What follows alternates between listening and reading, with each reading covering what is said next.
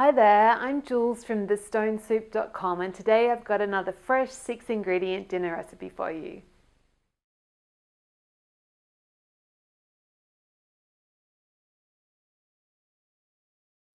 Okay, so I've got a small frying pan heating up on a high heat because my stovetop takes a long time. So we're going to get our eggs ready. So we want 2 tablespoons of smooth peanut butter, or you could use crunchy, but I like smooth. And actually you could use any nut butter with this, it doesn't have to be peanut, although it is very delicious. And then we want a teaspoon of miso paste.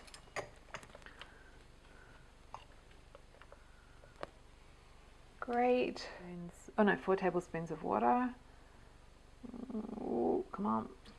2, 3. Okay, that'll be 4.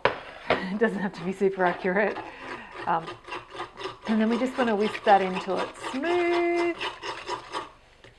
And it always has that awful squeak. Okay, beautiful. So when that's smooth, we're going to get our eggs in. And I'm pretty hungry today, so I'm going to go with 4 eggs. But 3 would be fine if you're not super hungry. Okay. Okay, 4 large eggs, or very large eggs from my neighbor, beautiful. And then we're just going to, again, whisk it, just so that it's kind of combined, but it doesn't have to be super. It's kind of nice to have little chunks, but you want all the egg yolks to be broken up. So let's just feel, actually it's not too bad. So I'm going to get a little bit of oil in, turn the heat down to medium. You don't want to do it too hot. And then eggs go in. So give it about 20 seconds or so. When it starts to puff up like that, you just want to scrape up and move so that the cooked egg comes into the center and the uncooked egg has a chance to. This kind of makes big soft curds of egg, but if you wanted, you don't have to do this. You can just stir it the whole time if you like. No need to get too fussy. Well, some people like smoother eggs,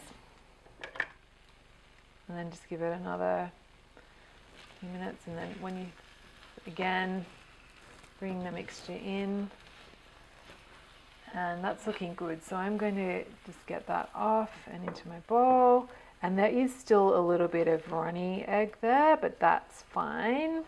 Beautiful. And then we're just going to finish it. I would normally use coriander, but all the coriander in my garden has gone bolting. So we're going to use some baby spinach leaves instead. You just want something to make it a bit green, and then some roasted peanuts on top.